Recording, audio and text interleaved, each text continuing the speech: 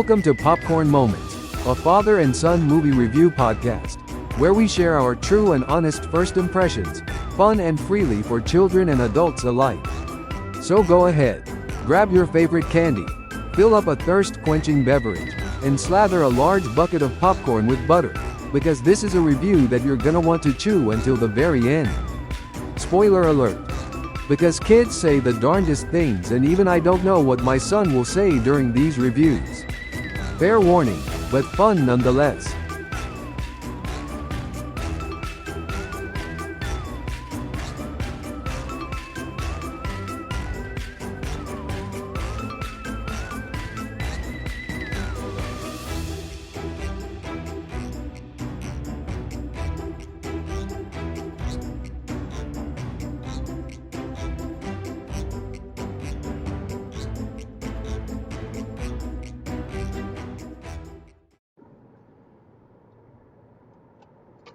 I'm not crying, you're crying.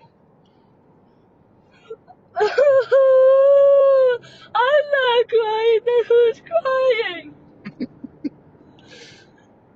Welcome to Popcorn Moments, everyone. We just got done watching The Wild Robot.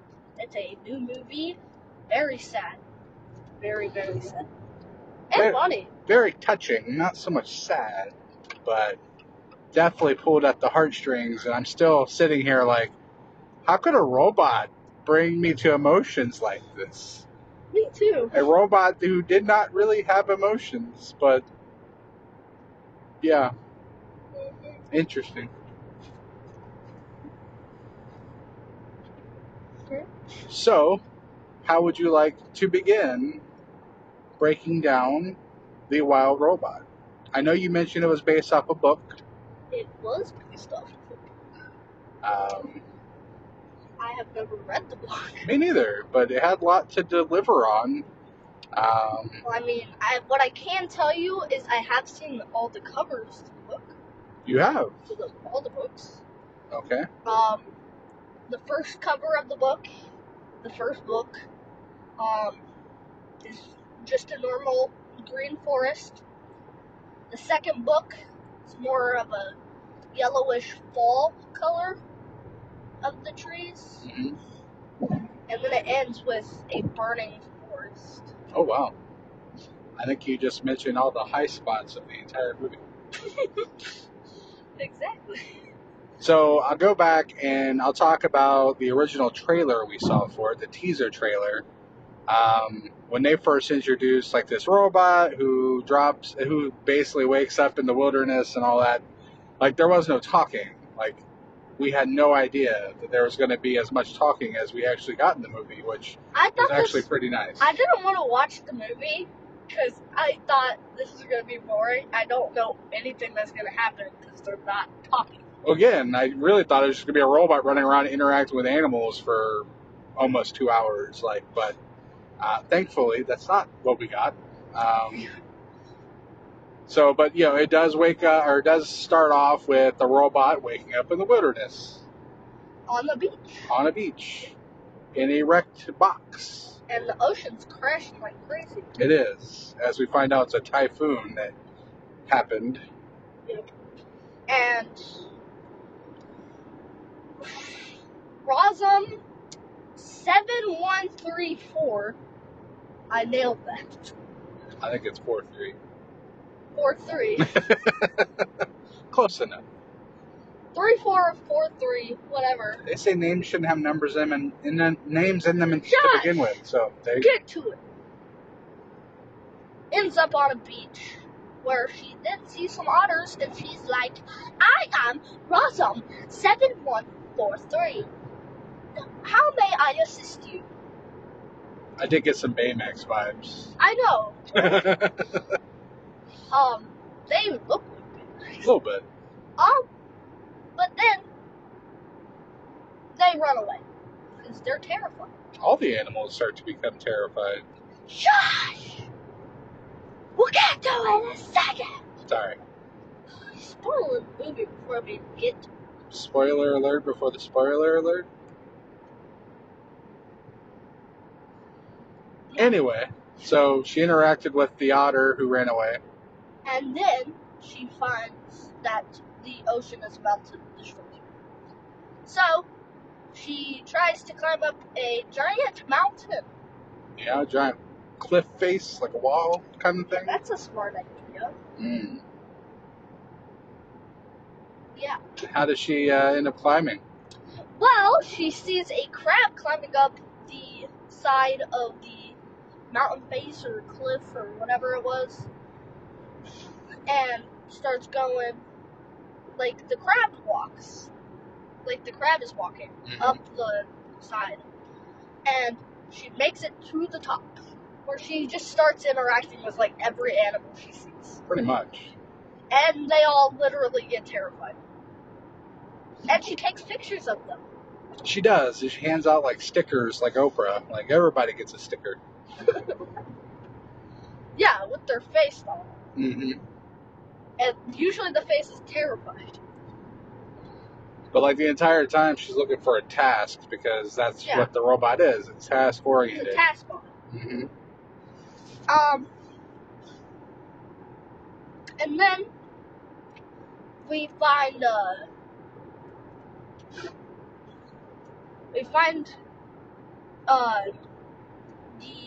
I'm trying to remember all the animals in like this area, and she tries to like calm them down after she had to figure out all of their language. Yeah, that was a really cool thing they added because, like I said, we were worried that there wasn't going to be any talking, but she was able to different languages and stuff as well as what she was created for. And crazy enough, she found a way to connect all the different animals' talk to create a language to talk to all of them, and they all were able to communicate with her finally. So, Yay! yay! And one little bunny rabbit said, "Are you here to kill us?" No, I'm not. And the moose knocks her back, and everyone starts trying to fight her until she runs into a bunch of raccoons that try to steal her parts. Daggone raccoons, man. Little trash pandas. They'll steal anything, it looks like. I mean, we even played a game about raccoons. We did. Jeez. But she ends up getting all the raccoons, fighting them with her hand that can come off. Yeah. It's pretty cool. The hand is like a little person. Yep. So. Yeah. And she chases down I think she chases down one of the raccoons that steals her little transmitter so that she can go back home. Yeah. And she ends up finding a bear that chases her until she gets away and lands on a nest. A goose nest. Yep. Where she killed. This is pretty brutal, by the way. It was brutal. She killed the parrot and all the other babies besides one. Yep. And she actually made that one. I'm pretty sure she made that one a defense. Kind of gave you that Finding Nemo vibe with the barracuda and the mom and all the little brothers and sisters of Nemo. Yeah. No, it was the runt that survived, and the runt had smaller wings and didn't have its mommy. Two things this story reminds me of, actually. Or actually, no, one thing that this story has reminded me of so far. Or, well, the beginning reminds me of Charlotte's Web. You started reading Charlotte's Web, didn't you? Yes. There is the runt pig, the runt goose, who then gets taken care of by someone that's not of their kind. Crazy. For Charlotte's Web, it was Fern, who is a human, not a pig. And then in The Wild Robot, it was Roz, which is her nickname, to the goose, who she names Brightbill. Because you can't name a person with numbers. Yeah. So, then the egg egg is about to get stolen by. By a fox. Yeah, and I don't remember his Fink. name. Yeah, Fink. That's right. I knew it started with the F and I. I just couldn't remember. Which then he is being chased down by Roz, who needs the egg back. Because That's her. She found the egg. She has to take care of it. I know, but then after it hatches, she doesn't want it. I mean, it hatched. What task does she have now? She kept it safe and it hatched. Exactly. Until she meets a possum, who tells her to take care of the egg. Yep. Or the baby. The gosling. And she had 7 little possums on her back. Little baby possums. Till there were 6. Funny joke from the movie. It And was. then there were 7 again. Yeah. Oh, good. It was oh yay. Oh, yay. Very melodramatic. Yeah, that mother hated the babies. What was her second litter of a bunch of possums? She didn't even know most of their names. She didn't even know. Earlier, she didn't even know that she had children. Which was funny. But yeah, the mother possum tells Roz to take care of Bright Bill, which was fun. Which now, she then meets Fink again, Mm-hmm. and he tells her that he'll not eat him. So Fink is a sly fox. He reminds me of Nick. Nick from Zootopia. Nick from Zootopia. But he definitely has the fox character down. He sees his way of getting lots of food for free by helping Roz, saying he was a goose expert. And lying. Lying. So, he then goes and tells Roz, yeah, I'll help you take care of this little runt. And that's when they start taking care of it. They made a whole house and everything so that they could take care of Bright Bill until he is grown up. And that's when Roz started to teach him how to swim, right? That is correct. And he was like, I don't think I should do this. And he just falls into the water. And he starts swimming.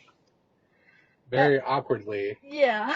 Not very duck-like. Every limb was moving. It looked kind of like a kid trying to learn how to swim. Yep. And then he's like swimming all crazy. He can't control himself. And he runs into a giant flock of geese. Yep. Yeah. And it was a girl geese that he was talking to. Uh-huh. And, yep.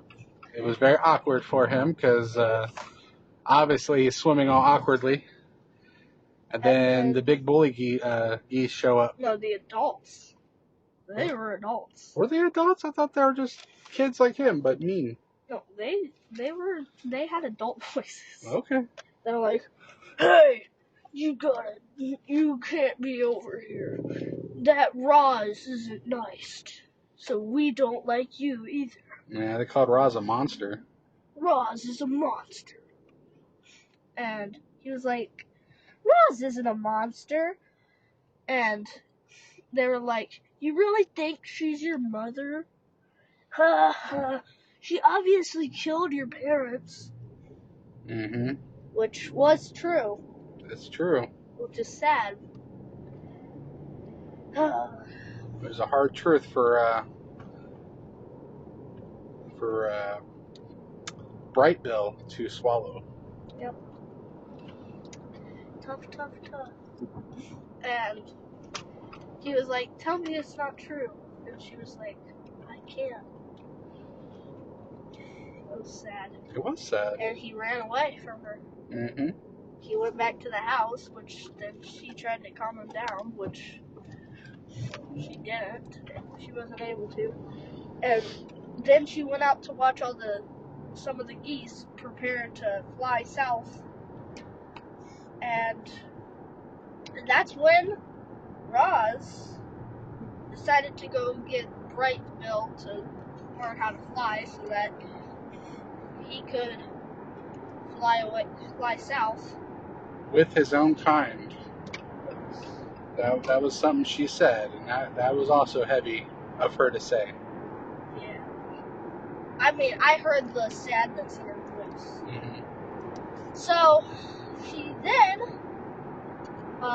gets a trainer to train him, which was a hawk, I'm pretty sure. That or a falcon. His name was Thunderbolt. I think it was a hawk. Mm. Hawks are the original people who went, ah! like the eagle sound. Yeah. Eagles don't actually make that sound. They make a little chirping sound. Chirp, chirp. Mm. So it's actually the red hawk that does the voice for the eagle. Interesting. So the red hawk is the voice actor of the eagle. There you go. So, Learn something new. so when I heard the eagle sound and it wasn't an eagle, I was like, yeah, that's a hawk.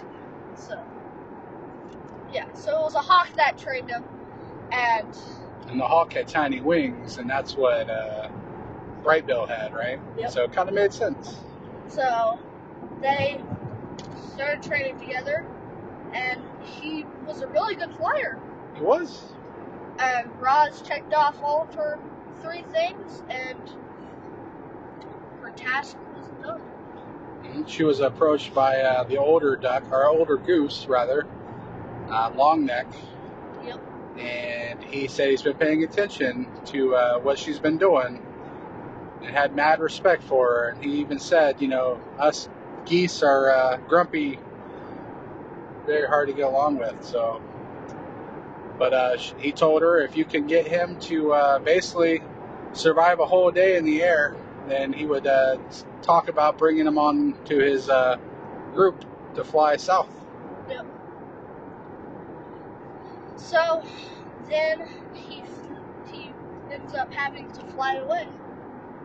Yep. Which he then flies to where all the Rozes are, where all the other Rozes. The facility. Yeah. Yep. When Roz goes back to where she came, like where she landed, and finds a manual about other Rozes. Yep. And there's like different colored Rozes. And she rebuilt. There's more Rozes that landed with her. She was the only one that survived. I'm still annoyed she didn't take extra pieces with her. I know, right? So she left it to the beaver to make a new leg for her. I know. So she made a new Razo using all the spare parts. Yep. And he was mad at her. He was, because she changed her programming. He was like, "You're not supposed to do that. They will be mad at you." He was like, "You should return, and they'll repair you." Yeah. He gave her his beacon. And the whole time that happened, I was like, "No, Russ!" You really were. And that's when, she then sat up on the cliff that she had originally came to at the beginning of the movie. She just sat on it until it was time for Bright Bill to leave. And she was very sad. Mm-hmm. Like, she sat on the tree. So they made a flyby, and she was happy. And she just sat there until it was winter. And that's when they all went back to their home. So, Fink, he went into his little bear den burrow underground, and Roz went back to her little hut. Yep. Which then she sees Fink's there, because guess what? it's so cold out that it went all the way into his den. He said a giant storm was coming that they haven't had before. Yep. And turns out all of the other animals were freezing to death. So Roz had to save them all and put them into the hut with her. So she went and saved all the animals, and she was like about to die. She was literally frozen. Yeah. But then she became fine again. Which I'm like, bro. She had to recharge herself. How? I know, but I'm like, how? Like, her fluid's literally coming out of her leg. Yeah, I don't know how she bounced back from that, but she did. So, then, she's walking on the platform that Bright Bill was on. Oh, the launching pad, the running? Yep. Long Neck and all the other guys went in, and all the other geese went into the facility, and there was this giant robot that came out and started shooting everyone. And the only person that died was Long Neck. He sacrificed himself to save Bright Bill. Yep. Because Bright Bill knew how to get out, and he wasn't afraid of the Rosums. Yep. So everyone else came out, but not Long Neck. So Roz almost got taken from the giant spaceship that tried to vacuum her up after she was on the run pad. But all the geese came back, and when she heard Fink, she was like, Fink? And she came out, and instead of going with Vantra, who's like a robot lady, creepy, she reminds me of the one lady from Murder Drones, for any Murder Drone glitch production fans out there. So yeah, she reminded me so much of that, like the one other character, one of the Murder Drones from Murder Drones. Not V, I know it wasn't V. Someone else. I gotta say, she had lots of sass for a robot. She also reminded me of Smile from the Emoji Movie. Pretty sure that's the same voice actor. Don't know. But yeah, she was really creepy, and she took Roz actually, all the animals started fighting a bunch of robots that she sent after Roz. Yeah. So all the animals started fighting. It was a lot of like things that were at the beginning of the movie, and she got captured. She did. And that's when Bright Bill and all the other geese went towards the ship, and Bright Bill went into the room with Roz and made Roz gain all of her memories back. They defeated Vantra, and she came back, and she sacrificed herself because Vantra said, we'll just keep coming back and back to get you. So she sacrificed herself, and now she might return because she met Bright Bill. That's kind of how it ended. I mean, it ended with you making your own decision on if she goes back. And she remembered Bright Bill at the very end when she went back to the facility. So I like to think that she'll go back. Yeah. Go back with the animals. And because she is a wild robot. She's a wild robot. She had a war cry. She howled. Yeah. So what would we rate this movie? It was really good. And again, it pulled at the heartstrings being a freaking robot. I mean, there's one thing I'd say it's not it's really good. Yeah. So I'm gonna give it a 9.5 out of 10.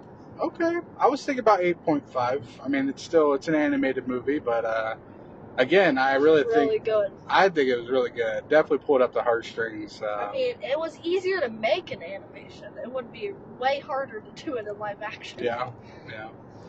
Popcorn moment? Yeah. What's my popcorn moment, you ask? Yeah. You asked that, right? Yeah. What's your popcorn moment? I think it's Fink when he was basically doing everything he can to just get fed and fat from all the food and stuff that she was giving him.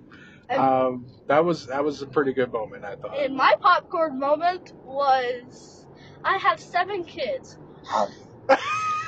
Now 6. Because he heard like the Mama, animal. I'm okay. Oh, yay. The sadness in her voice. Like, if you didn't know, that was Catherine O'Hare who did the voice of the possum, and she did Sally's voice in Nightmare Before Christmas. Just so you know. No wonder that was a good character. Right. So.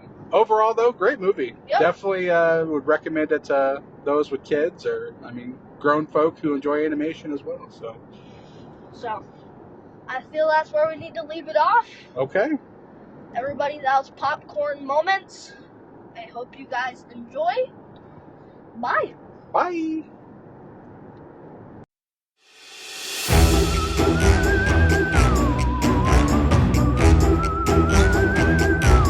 Again, this was Popcorn Moment, a father and son movie review podcast. Thanks for listening. As always,